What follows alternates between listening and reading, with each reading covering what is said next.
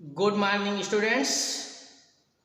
आज हम वैद्युत द्विध्रुव के कारण वैद्युत विभव कैसे ज्ञात करते हैं उसके बारे में अध्ययन करने वाले हैं। यानी आज हम जो पढ़ने वाले हैं वो ये है कि वैद्युत द्विध्रुव के कारण हम कैसे वैद्युत विभव की गणना करते हैं। इससे पहले हम पढ़ चुके हैं बिंदु आवेश के कारण वैद्युत विभव।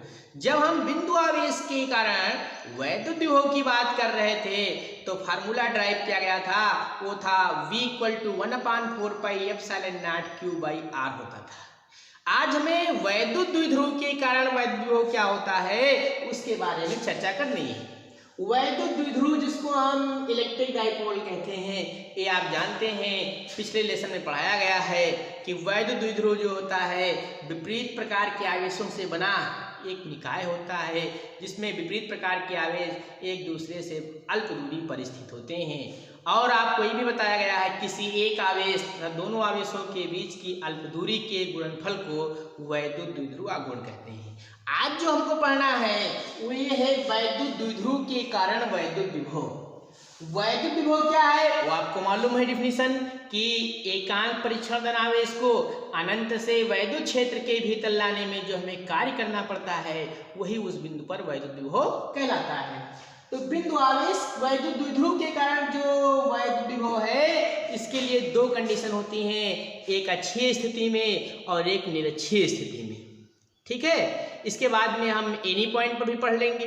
तो पहले हम अक्षीय स्थिति की बात करते हैं जिसको हम इंडाउन पोजीशन कहते हैं। अक्षीय स्थिति में या एक्सियल एक्सिस कह सकते हैं, अक्षीय स्थिति में जो है वैद्युत द्विध्रुव के कारण वैद्युत विभव कैसे निकालते हैं इसकी स्टडी आज हमें करनी है।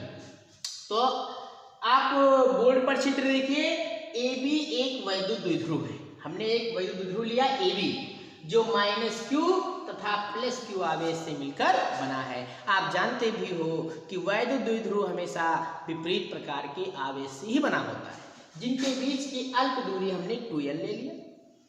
यह द्विध्रुव माना एक ऐसे माध्यम में रखा है जिसका परावैद्युतांक क्या है, K है। इस द्विध्रुव जो हमारा AB है इसका मध्य बिंदु O है। तो मध्य बिंदु O हो गया तो O से A की दूरी L होगी और O से B की दूरी भी L होगी, जैसा कि चित्र में आपके प्रदर्शित है।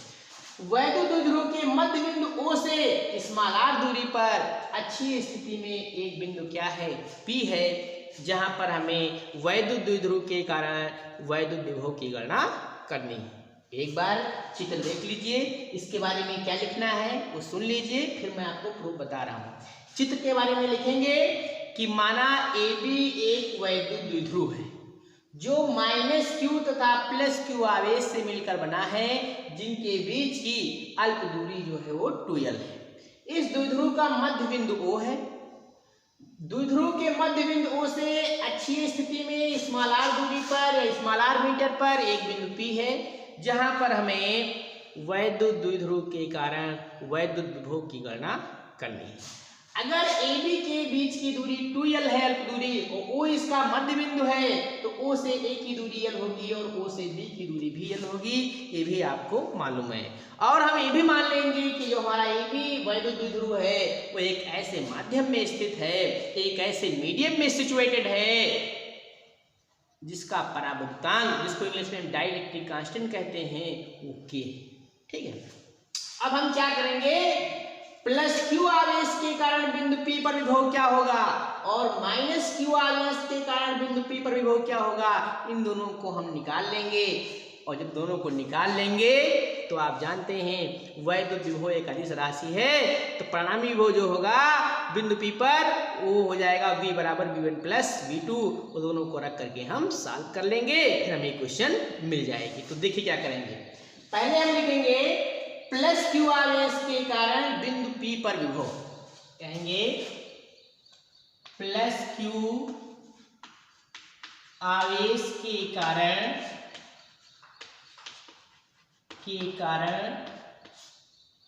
बिंदु P पर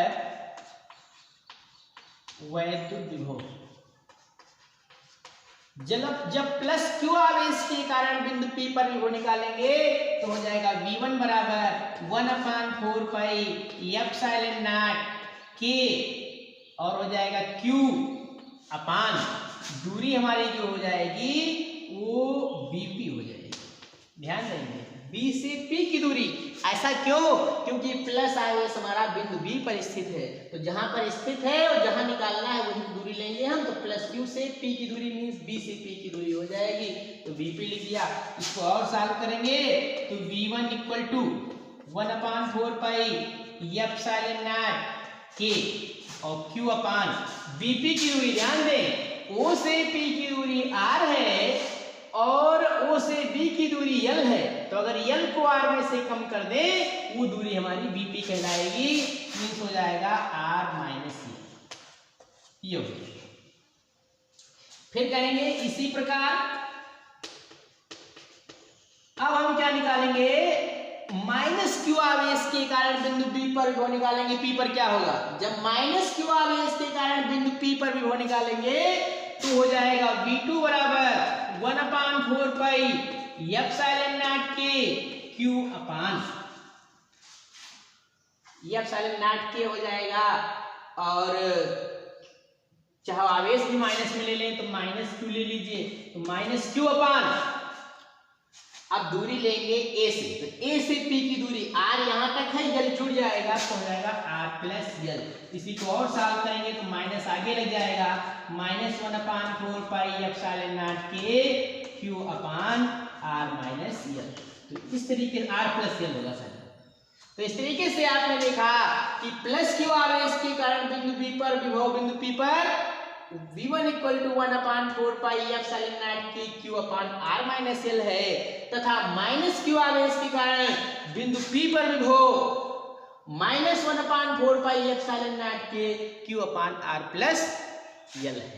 अब हम परिणामी विभव निकालेंगे कहां पर? बिंदु P पर। तो कहेंगे अतः बिंदु P पर परिणामी विभव, अतः बिंदु P पर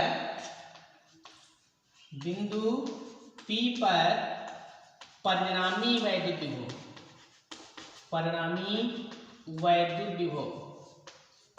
जब परिणामी वैद्युत विभव निकालेंगे तो हो जाएगा V बराबर V1 प्लस V2 हो जाएगा। और सॉल्व करेंगे तो देखिए दोनों में ऊपर से Q कॉमन है और नीचे से 4 pi epsilon naught K common है, तो यहाँ पहले में आ जाएगा Q upon R minus L हो जाएगा, और वहां आ जाएगा माइनस Q तो कॉमन ही ले रहे हैं तो 1/R माइनस L होगा और माइनस 1/R प्लस L हो जाएगा, ये हो जाएगा। अब इसी को हम मैथमेटिक्स की तरीके से सॉल्व कर लेंगे, तो इसको सॉल्व कर लीजिए, एलसीएम लेंगे, एलसीएम लेने के बाद हम इसको सॉल्व करेंगे। कैसे करेंगे ध्यान से बोर्ड पर देखें। तो V equal to Q upon 4 pi epsilon naught K, LCM लेंगे तो एलसीएम हमारा आ जाएगा R माइनस L और R प्लस L, तो R माइनस L यहाँ से कैंसिल हो जाएगा तो हो जाएगा R प्लस L और माइनस R माइनस L हो जाएगा। इसको और सॉल्व करेंगे तो हो जाएगा Q upon 4 pi epsilon naught K, ऊपर हो जाएगा R plus L minus R plus L, तो नीचे हो जाएगा R square minus L square हो जाएगा।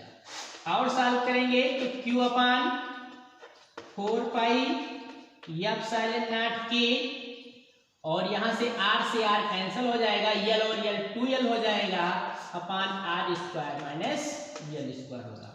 और सॉल्व करेंगे तो V equal to 1/4 pi epsilon naught K, देखिए Q यहाँ लिखा है 2L यहाँ लिखा है, तो Q इंटू 2L को ही हम P कहते हैं, नहीं वैद्युत द्विध्रुव आघूर्ण कहते हैं, तो यहाँ पर हम P लिख देंगे अपान R square minus L square हो जाएगा।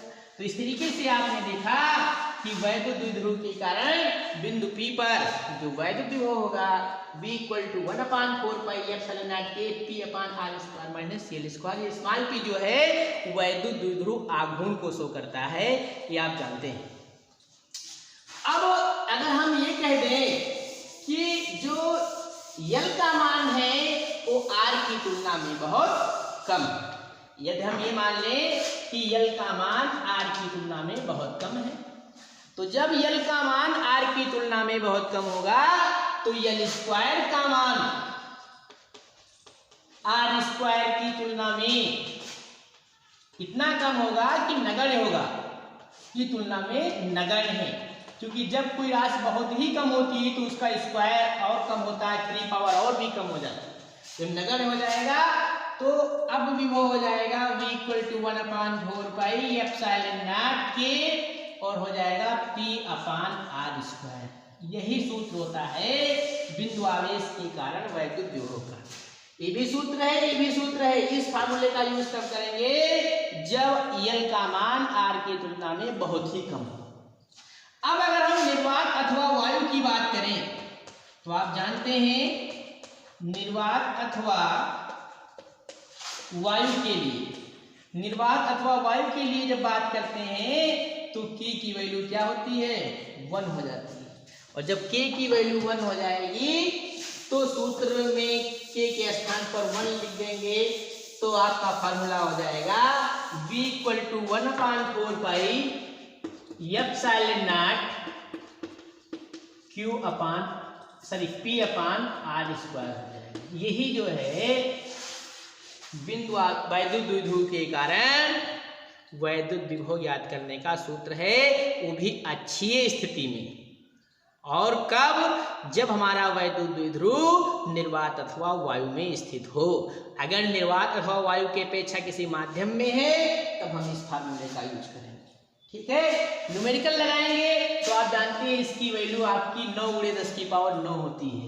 तो v = हो जाएगा 9 × 10⁹ और p/r²।